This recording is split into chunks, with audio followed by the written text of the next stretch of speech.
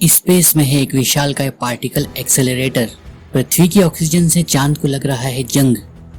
इंसानों की गतिविधियों की वजह से 50 सालों में 66% वाइल्ड लाइफ पॉपुलेशन खत्म हो गई है।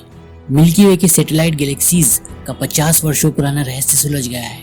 पेन किलर मेडिसिन पैरासिटामोल आपके रिस्क लेने के व्यवहार को बढ़ा देती है।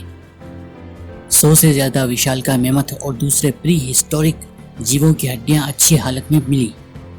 Mighty mouse international space station से लौट आए हैं।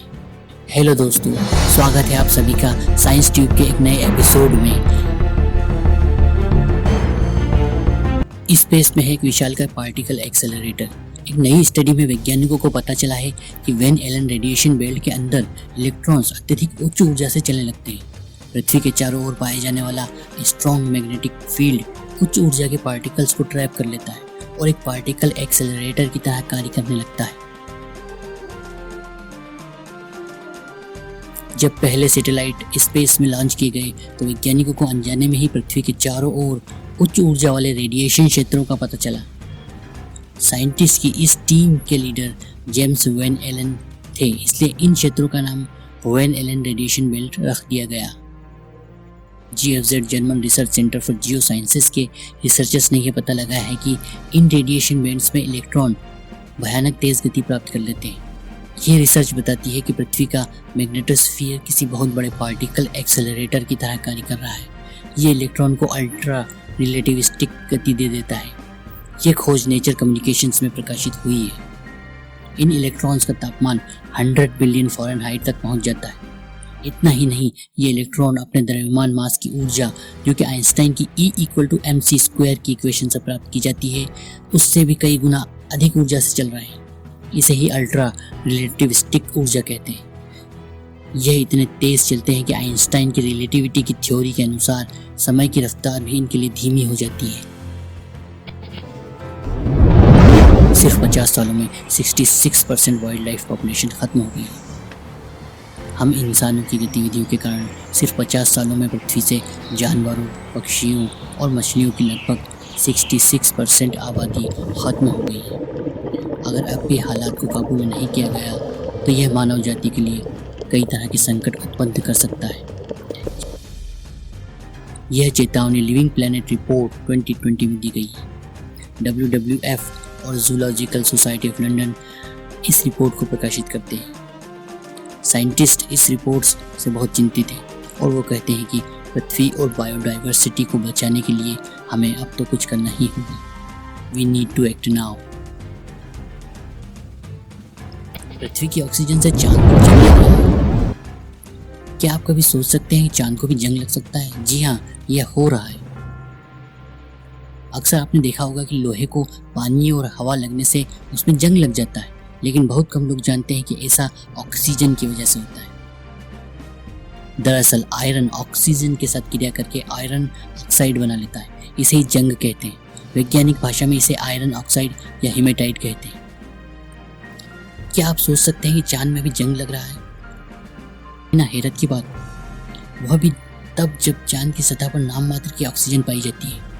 हाल ही में जब वैज्ञानिकों को चंद्रमा की ऊंची जगहों पर हीमेटाइट आयरन ऑक्साइड मिला तो वो हैरान रह गए कि आखिर ऐसा कैसे हो रहा है। आखिर चंद्रमा पर ऑक्सीजन कहाँ से आ रही थी? Hawaii institute of geophysics and planetary के एक वैज्ञानिक शुई ली ने अपने research paper widespread hematite at high latitude of the moon में साबित किया है कि चंद्रमा पर मौजूद आयरन में जंग पृथ्वी की ऑक्सीजन से लग रहा है। पृथ्वी के ऊपरी वायुमंडल से ऑक्सीजन की कुछ मात्रा सोलर विंड की वजह से चंद्रमा तक पहुंच रही है।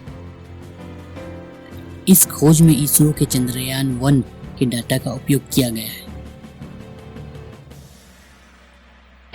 मिल्की वे की सैटेलाइट गैलेक्सीज का 50 वर्षों पुराना रहस्य सुलझ गया। हमारी गैलेक्सी मिल्की वे अकेली नहीं है। जिस तरह पृथ्वी का उपग्रह चंद्रमा है, उसी तरह मिल्की वे की भी छोटी सैटेलाइट गैलेक्सीज हैं। इन्हें लार्ज मैग्नेटिक क्लाउड और स्मॉल मैग्नेटिक क्लाउड कहा जाता है। जब हम आसमान में इन सैटेलाइट गैलेक्सीज को देखते हैं तो इन दोनों में से दो विशाल लाखों प्रकाश वर्ष तक फैली गैस की धाराएं दिखती हैं। इन्हें मैग्लेनिक स्ट्रीम्स कहते हैं। ये स्ट्रीम्स गर्म गैस और प्लाज्मा की बनी हैं और हैरत की बात है कि इनका मास अरबों सूर्य के बराबर है। वैज्ञानिक 50 वर्षों में इनके बनने की प्रक्रिया का पता लगाने की कोशिश कर रहे थे। अब यूनिवर्सिटी ऑफ विस्कॉन्सिन मेडिसन के एस्ट्रोनॉमर्स ने खोज की है कि दरअसल दोनों सैटेलाइट गैलेक्सीज के चारों ओर एक गर्म गैस का हालो पाया जाता है, ठीक वैसे ही जैसे मिल्की वे और एंड्रोमेडा गैलेक्सी के चारों ओर होता है। यह हालो एक कोकोन की तरह गैलेक्सी को मिल्की वे के हालो से प्रोटेक्ट कर रहा है। जब ये छोटी गैलेक्सीज मिल्की वे के प्रभाव क्षेत्र में आई तो इस गर्म गैसीय हालो का कुछ हिस्सा खिंचकर लाखों प्रकाश वर्ष में फैली मैग्लेनिक स्ट्रीम्स में बदल गया। यह खोज जनरल नेचर में छपी है। Pain killer medicine paracetamol risk लेने के व्यवहार को बढ़ा देती है।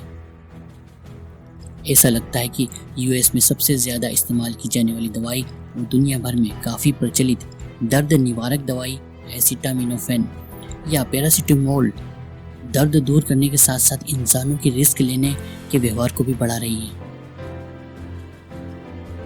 Social cognitive and affective neurosciences में प्रकाशित एक रिसर्च में यह दावा किया गया है कि पैरासिटामोल व्यक्ति में नकारात्मक भावनाओं और डर को कुछ कम कर देती है। इससे व्यक्ति ज्यादा रिस्क टेकिंग व्यवहार करने लगता है। भले ही यह ऐसा कुछ कम हो, लेकिन ये नोटवर्थी तो है ही। ये कहना है ओहायो यूनिवर्सिटी के न्यूरोसाइंटिस्ट बाल्डविन वे का। जब यूएस की 25% आबादी हर सप्ताह इस दवाई की खुराक लेती है तो ऐसे में सोसाइटी पर इसका कुछ महत्वपूर्ण प्रभाव जरूर पड़ता हो। विशालकाय मेमथ प्री हिस्टोरिक जीवों की हड्डियां अच्छी हालत में मिली। मेक्सिको सिटी के उत्तरी हिस्से जुम्पांगो में जब एक नए एयरपोर्ट बनाने के लिए खुदाई की जा रही थी तो कंस्ट्रक्शन वर्कर्स विशालकाय हड्डियां देखकर आश्चर्य में पड़ गए। जब आर्कियोलॉजिस्ट ने वहां आकर देखा तो पाया कि वहां 100 से ज्यादा मेमथ की हड्डियां अच्छी हालत में दबी हुई हैं। मेमथ हाथी की तरह दिखने वाले विशालकाय जीव थे जो 10,000 साल पहले तक पृथ्वी पर पाए जाते थे। इनका शरीर बालों से ढका होता था। ये प्री हिस्टोरिक जीव यहाँ 10,000 से लेकर 25,000 साल पहले रहते थे। एक्सपर्ट्स कहते हैं कि जिस जगह पर यह नया एयरपोर्ट बनाया जा रहा है वहाँ पहले एक विशालकाय झील थी। विशालकाय मेमथ और दूसरे जानवर यहाँ पानी और घास खाने के लिए आते थे, लेकिन सर्दियों में यह झील दलदल में बदल जाती थी जिससे कि बड़े जीव इसमें फंस जाते थे। माइटी माउस स्पेस से। दोस्तों, स्पेस में जाना किसे अच्छा नहीं लगता। हम में से हर कोई अगर मौका मिले तो स्पेस में जाना चाहेगा। भारहीनता में स्पेस स्टेशन के अंदर तैरते एस्ट्रोनॉट्स कितने अजीब लगते हैं, लेकिन क्या आपको पता है कि भारहीनता या माइक्रो ग्रेविटी हम धरती पर रहने वालों के लिए बहुत खतरनाक और नुकसानदायक साबित होती है। यह हमारी मांसपेशियों और हड्डियों को गला देती है। माइक्रो ग्रेविटी में सिर्फ 6 महीने बिताकर धरती पर लौटे एस्ट्रोनॉट्स को अपनी बोन डेंसिटी रिकवर करने में कई सालों का वक्त लग जाता है। जो एस्ट्रोनॉट्स मार्स पर जाएंगे उन्हें लगभग 3 साल का वक्त माइक्रो ग्रेविटी में गुजारना होगा। इसलिए मांसपेशियों और हड्डियों को माइक्रो ग्रेविटी में कमजोर होने से बचाने के लिए वैज्ञानिक कोई उपाय खोज रहे हैं। वैज्ञानिकों ने जेनेटिक इंजीनियरिंग से कुछ ताकतवर चूहे बनाए हैं जिन्हें माइटी माउस कहा जा रहा है। 40 माइटी माउस को 33 दिन तक इंटरनेशनल स्पेस स्टेशन में रखकर वैज्ञानिक प्रयोग किए गए। ताकतवर चूहे बनाने के लिए वैज्ञानिकों ने मायोस्टेटिन बनाने वाले जीन में फेरबदल की। मायोस्टेटिन एक खास प्रोटीन होता है जो मसल ग्रोथ को प्रभावित करता है। वैज्ञानिकों ने अपने प्रयोग में चूहों में एक मसल बढ़ाने वाला प्रोटीन ACVR2B/FC भी इंजेक्ट किया। ये प्रोटीन मायोस्टेटिन की क्रिया को रोक देता है। वैज्ञानिकों ने पाया कि 33 दिन स्पेस में रहने से सामान्य चूहों की मसल और बोन डेंसिटी 8 से 18% कम हुई। वहीं दूसरी ओर माइटी माउस के वजन में कोई खास परिवर्तन नहीं हुआ। इसके साथ साथ जिन चूहों को ACVR2B/FC दिया गया था उनका वजन और बोन डेंसिटी घटने के बजाय 27% बढ़ गई। इस खोज से न केवल मार्स बल्कि आगे की स्पेस यात्राओं में भी मदद मिलेगी। इसके अलावा कई बीमारियों जैसे ऑस्टियोपोरोसिस और स्पाइनल मस्कुलर एट्रोफी के इलाज में भी मदद मिलेगी। तो दोस्तों, इन हैरान कर देने वाले साइंस न्यूज़ स्टोरीज को सुनकर आपके दिमाग में क्या क्या थॉट्स आए हैं, प्लीज़ हमारे साथ कमेंट्स में डिस्कस ज़रूर करें।